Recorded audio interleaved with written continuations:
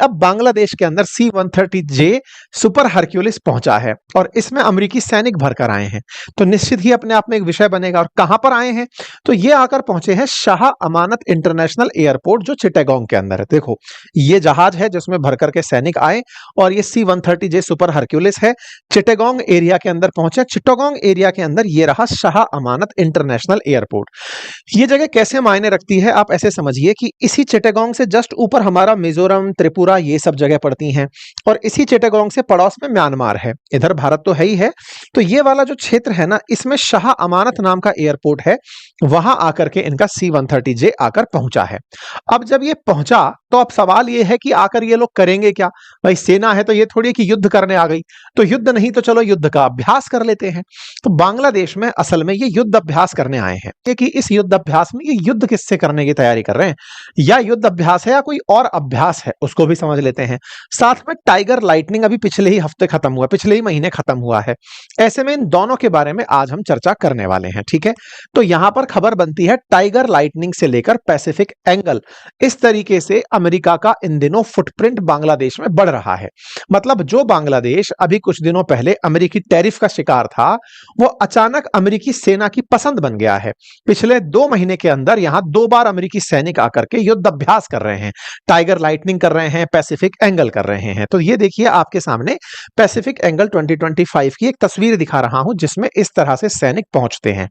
अब सवाल यह बनता है कि साहब ये जो पैसिफिक एंगल 25 बांग्लादेश में आयोजित हो रहा है, इसको किस तरह से आयोजित किया जा रहा है, जिसके लिए यहां पर अमेरिकी सेना पहुंची है। तो अमेरिकी सेना आई कहां से है, थोड़ा सा उसके बारे में भी बता दें। आपको याद होगा मैंने पहले भी बताया कि अमेरिका ने पूरे वर्ल्ड को अपनी टेरिटरी के अनुसार बांटा हुआ है। अकॉर्डिंग टू अमेरिका हम उसके यूएस इंडो पैसिफिक कमांड के अधीन आते हैं। मतलब एक तरीके से अमेरिका यह मानता है कि अगर भारत से कभी युद्ध करना हो या भारत के अंदर किसी हमारी सेना को इंटरफेयर करना हो, तो ये जो इंडो पैसिफिक कमांड है ना, ये भारत में इंटरफेयर करेगी। तो इसके लिए इन्होंने बाकायदा जापान में बेस बनाया हुआ है। जैसे सेंटकॉम जो यूएस का सेंट्रल कमांड है, उसका बेस इन्होंने कतर में बनाया हुआ है ना। आपको याद होगा कुछ दिनों पहले दोहा के मामले में हमने चर्चा की थी। तो ऐसे ही जो यूएस इंडो पैसिफिक कमांड है, उसके द्वारा सैनिक पहुंचे हैं बांग्लादेश में आकर के। तो जब आप ये खबर देखते हैं कि ऑपरेशन पैसिफिक एंगल 25 के लिए आयोजित हो रहा है, तो ये पैसिफिक एंगल के लिए जो कमांड है, ये इंडो पैसिफिक कमांड है जिसके सैनिक यहां पर पहुंचे हैं। अब ये क्या कहकर आए हैं? ये कहकर आए हैं कि देखिए इस क्षेत्र के अंदर बहुत तूफान आते रहते हैं। क्यों नहीं कर सकते? क्योंकि आपके पास यहां कोई बेस नहीं है। तो होस्ट कौन बना? बांग्लादेश बना। उसने कहा कि लाइए सर, आइए हमारे साथ युद्ध अभ्यास करिए, हमारे को बचाने आप आ रहे हैं। यह बात हमारे लिए थोड़ा डाइजेशन से परे है कि आपको हमारे पर इतना इंटरेस्ट क्यों आ रहा है। भाई ऑब्वियस सी बात है ना, अमेरिकी सैनिक आते हैं बांग्लादेश में ये कहने के लिए हमें बड़ी चिंता हो रही है, आप लोगों के यहां तूफान आते हैं, हम कुछ कर नहीं पाते, हम मदद करना चाहते हैं। सर मदद करना क्यों चाहते हैं, ये बताते बताते तो शेख हसीना चली गई कि आप इस मदद के बदले हमसे क्या चाहते हैं। लेकिन फिलहाल के लिए अमेरिकी सैनिक यहां पहुंच चुके हैं और कह रहे हैं कि हम आपको डिजास्टर से लड़ना सिखाएंगे, और इसके लिए बकायदा इंडो पैसिफिक कमांड से यहां पर सैनिक आकर पहुंचे। अच्छा, अब सवाल यह आता है कि मोहम्मद यूनुस जब से यहां पर आए हैं तो ट्रंप के साथ उनके रिलेशन कैसे रहे। तो देखिए जब बाइडेन थे तब अमेरिकी प्रयासों से यहां पर सत्ता परिवर्तन हुआ था। अमेरिकी प्रयासों से सत्ता परिवर्तन हुआ तो एक पल के लिए यह लगा था कि मोहम्मद यूनुस बाइडेन के प्रति समर्पित होंगे। असल मायने में मोहम्मद यूनुस अमेरिका के प्रति समर्पित थे, यानी कि अमेरिकी हितों को प्राथमिकता से मानना, बस यही इनका काम था। इन्होंने इसका प्रदर्शन खूब किया। जब शुरुआत में ट्रंप ने टैरिफ लगाए और टैरिफ लगा करके कुछ दिन का ब्रेक दिया, तो ये सबसे उन शुरुआती व्यक्तियों में थे जिन्होंने ट्रंप को धन्यवाद बोला था कि sir thank you so much, 3 महीने का हमको रियायत दिया आपने। फिर ट्रंप ने इनके ऊपर खूब टैरिफ ला दे, फिर ये जाकर के कुछ अपनी तरफ से दरख्वास्त किए। कुल मिलाकर इनके ऊपर टैरिफ फिलहाल भारत से कम है। इनके पास लगभग 20% के आसपास टैरिफ अभी भी है, जिसके चलते बांग्लादेश का सामान भारत से तो कम से कम सस्ता ही अमेरिका में पहुंचता है, क्योंकि भारत तो 50% टैरिफ के दौर में है। अब उसके लिए भी हालांकि नेगोशिएशंस भारत के साथ बैठकर चल रहे हैं। तो मोहम्मद यूनुस ने उस समय, जिस समय ये सब काम हो रहा था, जब टैरिफ गेम चल रहा था, उन दिनों शी जिनपिंग से थोड़ी करीबी बढ़ाई थी। और भारत भी इस बात को समझता है कि जैसे ही चीन के नजदीक आप जाओगे, अमेरिका बौखला जाएगा। अमेरिका बौखला जाएगा। अमेरिका एक चीज से और इन दिनों बौखलाया हुआ है कि एशियन कंट्रीज जो हैं वो कहीं ना कहीं हमसे दूर ना चली जाएं। इसीलिए इसीलिए अभी रिसेंटली एक बड़ा गेम हुआ। म्यांमार जो भारत का पड़ोसी देश है, यहां पर जुंता का शासन है, सेना का शासन है। यहां पर लोकतंत्र नहीं है, यहां पर सेना का शासन चलता है। अब इस सेना के शासन में अमेरिका पहले बड़ी ही अलग तरह की दृष्टि रखता था। उसका मानना था जहां लोकतंत्र नहीं वहां पर हमारे दुश्मन रहते हैं और उन पर हम प्रतिबंध लगाते हैं। आपको याद होगा बांग्लादेश के साथ म्यांमार के जो रिश्ते हैं ये रोहिंग्याओं को लेकर के काफी ज्यादा तल्ख रहे हैं, क्योंकि यहां पर जो बौद्ध रहते हैं उन्होंने रोहिंग्या मुसलमानों को मार भगाया था और वो बांग्लादेश के अंदर कॉक्स बाजार में आकर शरण लिए थे। तो ये जो म्यांमार है ना, ये एक तो स्ट्रेटेजिकली बहुत इंपॉर्टेंट जगह है। कैसे? क्योंकि एक तो बंगाल की खाड़ी में इसका काफी ज्यादा विस्तार है और बंगाल की खाड़ी में विस्तार है, मलक्का स्ट्रेट तक इसकी रीच है। तो बंगाल की खाड़ी में अगर कोई भी, क्योंकि मलक्का स्ट्रेट वो जगह है जहां से आप साउथ चाइना सी में एंट्री करते हैं, तो अगर किसी को इंडियन ओशियन से साउथ चाइना सी जाना है तो मलक्का स्ट्रेट होकर जाएंगे आप। मलक्का स्ट्रेट से व्यापार चाइना के लिए बहुत मायने रखता है। ऐसे में बंगाल की खाड़ी में कोई भी, चाहे अमेरिका हो या चाइना हो, कोई भी, चाहे फ्रांस हो चाहे ब्रिटेन हो, जिसको लगता है कि वो नेवल पावर है, वो अपने पांव पसार के रहना चाहता है कि भाई यहां हमारा कंट्रोल रहना चाहिए, कम से कम हम तो रहने चाहिए, हमारे जहाजों पर कोई दुश्मन हमला ना कर दे, कुछ इस तरह की प्रेजेंस हमारी रहनी चाहिए। अब इतना बनाए रखने के लिए आवश्यक है कि यहां पर इनके बेसिस हों। म्यांमार में क्या है कि लोकतंत्र है नहीं, तो एक तरह से अमेरिका का हित नहीं है, इसलिए इन्होंने लोकतंत्र के नाम पर बांग्लादेश का साथ पकड़ा था। शेख हसीना को यह ऑफर दिया था कि देखो तुम्हारे चुनाव को हम फेयर चुनाव मान लेंगे अगर तुम हमें अपने यहां पर एक सेंट मार्टिन आइलैंड दे दोगी। तो शेख हसीना ने, जो उस समय डोनाल्ड लू थे, उनसे यह कहा कि देखिए मैं आपको इस क्षेत्र को तो नहीं दे सकती क्योंकि मेरे देश की संप्रभुता का सवाल है। आप एक आइलैंड लेकर हमेशा के लिए बैठ जाएंगे, आपसे खाली हम करा नहीं पाएंगे और आप उस आइलैंड की वजह से ना केवल बांग्लादेश पर बल्कि भारत पर, म्यांमार पर संपर नियंत्रण रखने का प्रयास करेंगे। हमारे चैनल पर आप लोग बहुत दिनों से हमारी खबरें सुन रहे हैं, उसके बावजूद भी आधे से ज्यादा लोग ऐसे हैं जिन्होंने चैनल सब्सक्राइब नहीं किया हुआ है। सब्सक्राइब कर लीजिए। शेख हसीना ने मना किया, शेख हसीना को पलट दिया।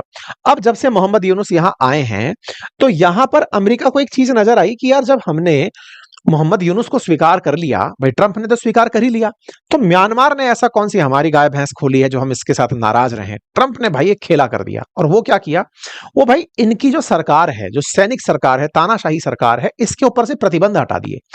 हटाने का बड़ा रीजन समझिए क्या है ना, म्यांमार इन दिनों चाइना के बहुत नजदीक आ रहा था, जैसे चाइना के भी और रूस के भी बहुत नजदीक आ रहा था। जैसे पाकिस्तान से चाइना पाकिस्तान इकोनॉमिक कॉरिडोर चलता है ना, ऐसे ही चाइना ने म्यांमार से China Myanmar economic corridor propose किया हुआ है। तो ट्रंप को लगा कि अगर म्यांमार हमारे हाथ से निकल गया तो बंगाल की खाड़ी में बांग्लादेश तो वैसे ही नाराज बैठा है, भारत बेस देने से रहा, म्यांमार तैयार नहीं है, तो अब करें क्या। तो इन्होंने सबसे पहले अपनी तरफ से म्यांमार को कहा कि अब तुम गुड बॉय हो। भाई साहब 2 महीने भर पहले की खबर है, यूएस ने अपने प्रतिबंध हटा दिए म्यांमार के ऊपर से और कहा कि अब तुम बिल्कुल वैसे ही जैसे सीरिया के अंदर जो सूजा था ना, जिसको आतंकवादी कह के, जिसके ऊपर बाउंड्री रखी हुई थी कि तुमको बेटा आतंकवादी हो, तुमको अमेरिकी सेना पकड़ेगी और मारेगी, बाद में वो सीरिया का राष्ट्रपति बन गया तो कहता है you are a good boy now, अब तुम बढ़िया से देश चलाओ, हमने तुम्हारे ऊपर सारे प्रतिबंध हटा दिए। बिल्कुल ऐसे ही इन्होंने म्यांमार की जुनता बोले तो सेना, जनता नहीं है ये, जुनता है, तो इससे कहा कि तुम बढ़िया से शासन करो, हम तुम्हारे साथ हैं, तुम पर से प्रतिबंध हटाते हैं। जब भाई प्रतिबंध हटाए तो यूएन में इस बात के ऊपर चिंता व्यक्त की गई कि ट्रंप कर क्या रहे हैं। ट्रंप ने बकायदा अपने हित के लिए, अब सवाल बना ट्रंप को भाई साहब म्यांमार में ऐसा क्या इंटरेस्ट है, अब वो समझ लो। असल में क्या है, म्यांमार के अंदर रेयर अर्थ मिनरल्स हैं और रेयर अर्थ जो मिनरल्स है ना, वो इस समय अमेरिका की, जब से चाइना के साथ उठापटक चली है, जब से इन्होंने रेयर अर्थ मैग्नेट का एक्सपोर्ट रोका, तब से ही अमेरिका इसी रेयर अर्थ को तलाशने के लिए तो यूक्रेन पहुंचा और दुनिया में जहां जहां रेयर अर्थ है अमेरिका वहां पर अपना इंटरेस्ट शो कर रहा है। तो ऐसे में इस म्यांमार के अंदर रेयर अर्थ की पहचान होती है कि साहब यहां पर रेयर अर्थ मिनरल्स हैं। भारत उनको खोजने पहुंच जाता है, भारत खोजने पहुंचता है, अमेरिका को नजर आता है, चाइना को तो पहले से दिख रहा था, ये दोनों अचानक म्यांमार में अपना इंटरेस्ट दिखा देते हैं। तो ट्रंप ने इसी के चलते म्यांमार में अपना रुचि दिखा दी। पहला कारण तो ये था। दूसरा क्या था कि भाई म्यांमार पर प्रतिबंध हटाओ, उसकी नजर में गुड बॉय बन जाओ। दूसरा क्या था कि इस इंडियन ओशियन में कोई ज्यादा बड़ी पावर इंडिया के अलावा है नहीं, तो जब इंडियन ओशियन में कोई नहीं है और यहां से बहुत ज्यादा व्यापार होता है, क्योंकि गल्फ कंट्रीज से से मलक्का स्ट्रेट तक जाने वाला व्यापार इसी मार्ग से होकर निकलता है। तो बोले इस क्षेत्र में अपने पैर पसारने हैं तो क्या करें? तो देखो चाइना ने तो यहां पर बहुत सारे अपने नेवल वेसल्स छोड़ दिए। इस समय चाइना वर्ल्ड की लार्जेस्ट नेवी की तरह ऑपरेट कर रहा है, 300 से ज्यादा वारशिप सबमरीन लेकर घूम रहा है। तो वो तो यहां पर अपने जहाज घुमाता रहता है। तो अमेरिका को लगा कि इतने बड़े ओशियन को हम कैसे छोड़ सकते हैं, तो इसके लिए इसे करो या मरो की स्थिति थी कि बंगाल की खाड़ी में तो अपने फुटप्रिंट होने ही चाहिए। तो इसीलिए अमेरिका को सबसे आसान टारगेट लगा बांग्लादेश, कि चलो भाई बांग्लादेश वालों तुम ही दोगे अब अपनी तरफ से आइलैंड, और इन्होंने मांगा सेंट मार्टिन आइलैंड।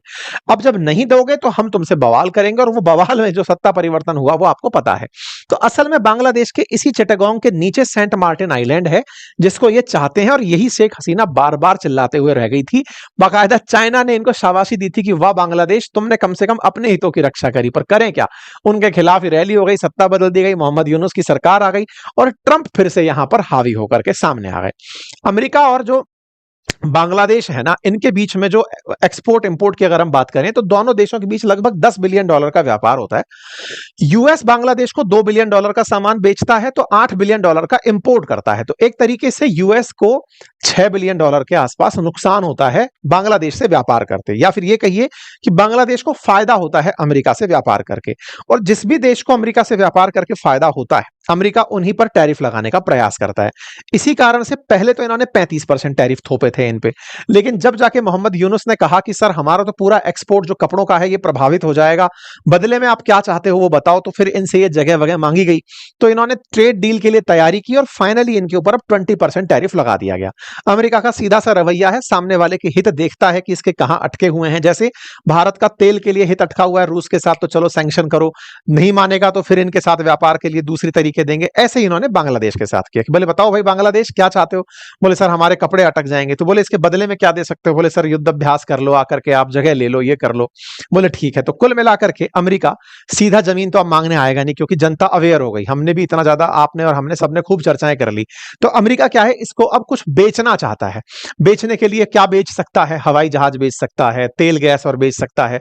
तो एक तरह से बांग्लादेश को अपने बाजार के रूप में अमेरिका देख रहा है कि कम से कम ट्रेड घाटा तो मैं कम करूं इनके साथ, और 20% जो इनके ऊपर टैरिफ लगाया है इसके साथ में सारी चीजें मैनेज करो। तो कुल मिलाकर के बांग्लादेश को 20% टैरिफ देने के बाद अब अमेरिका इन्हें अपने एयरक्राफ्ट बेचने का प्लान कर रहा है। ये आज की ताजा खबर है, बांग्लादेश के अंदर छपी है कि यूएस चाहता है कि बांग्लादेश को हम अपने एयरक्राफ्ट बेचें।